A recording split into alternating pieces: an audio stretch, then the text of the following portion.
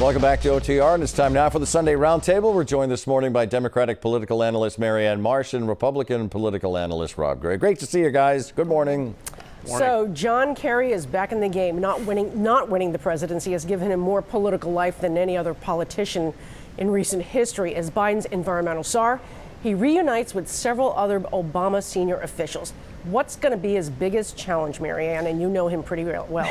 I think there will be two. The first is he has to do 8 years worth of work in 4 years. You have to make up for the last 4 years and all the damage the Trump administration did and end up at the end of the first Biden administration making the kind of progress had Trump not been in office. Second, Republicans in the Senate. They probably are bigger obstacles to getting any of this work done than our allies around the world rejoining organizations, getting back into treaties, all the things we need to do. That could hurt, but time marches on, and so does Mother Nature. One good piece of news, GM this past week decided to go ahead with electric cars and basically saying, Trump, you're done. We're joining on the Biden train, and John Kerry certainly will work with that. Is it a signal to a lot of companies, Rob, do you think? Well, I think that what he does on the Green New Deal will be the signal to a lot of companies. And I think that's one of Kerry's major challenges, because there are a lot of, it's an extreme plan. It would cripple the economy. But there are a lot of progressive elements in Washington who are part of the Biden coalition who supported it. It's going to be hard for Kerry to navigate. The other thing that's going to be hard to navigate is turf. Kerry's sort of taking this new role, super role, that is on other people's turf, and how he navigates that, the internal politics of that, will be interesting to watch. Let's turn back to schools right now. As K through 12 public schools struggle with hybrid schedules and shutdowns, and in-class learning shut down because of potential super spreaders, private schools remain open for now. Marianne, why the dichotomy, and can this continue?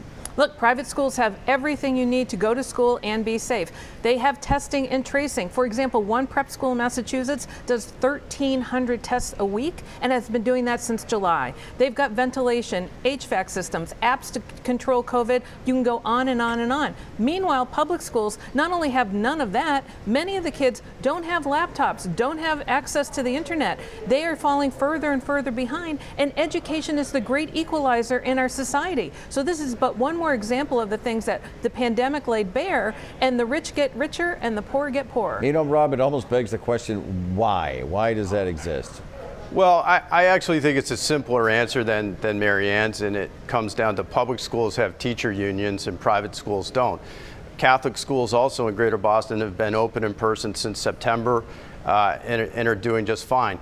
Yes, there are facility constraints in public schools, no question about it, but the major hurdle is that local school committees and local officials are not willing to go against the teachers' unions, and the state has left them hanging. It's a crisis in public education, and it's really bad. A lot of public schools are not back in person yet, and we're almost in December. It's resources. Let's turn our attention to the state budget. It is being negotiated right now, and ride-sharing companies are likely to see fee hikes to help with public transit deficits and to help reduce congestion. But Uber argues that business is down, at least for them, for the foreseeable future, while delivery trucks contribute just as much to the traffic congestion, regardless of whether there's a pandemic. Does Beacon Hill dare to go there, Rob? Well, they're going to go with an Uber and Lyft fee, because blaming delivery trucks is a Silicon Valley billionaire answer, right? I don't think Uber and Lyft have any sympathy. Delivery trucks are actually performing an important service to the economy. And let's face it, these cars are just driving around. They don't park, they increase traffic, and they should be contributing to our transportation infrastructure. Marianne, is Rob right? I think this is a bigger issue about the lack of a comprehensive transportation system versus pitting it one against another and everything's a one-off. We need to address bikes, roads, scooters, boats, trains, cars, all of it, and we never do. Now's the time to have a statewide integrated transportation plan that when we finally return to our lives, you don't force people to get in their car and drive somewhere because everything else is so poor. It takes at least 2 steps to get anywhere. Even if you get in your car, you got to walk somewhere. It's some combination, and now's the perfect time to try to address all these issues. Next item, restaurants are closing, ski slopes are opening for business, schools are headed for a hiatus, and no one really knows when or if and how students will be allowed back. Rob, let me start with you. Are we going to suffer a great deal more before we see any vaccine or real herd immunity? Well, I mean, unfortunately, welcome to winter in the northern United States. We just don't have the outdoor options that we've enjoyed in, the late spring, summer into a very seasonable fall. So I think it's going to get tougher. You combine it with the darkness, it's really going to be tough.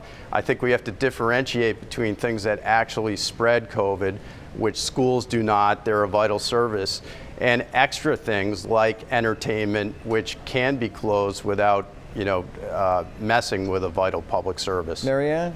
We're in for a tough stretch. I mean, unfortunately, we already see the handwriting on the wall here. We're going into next week with 3,000 cases a day. That we will know in the next few days what's going to happen after Thanksgiving, whether we shut down going into Christmas.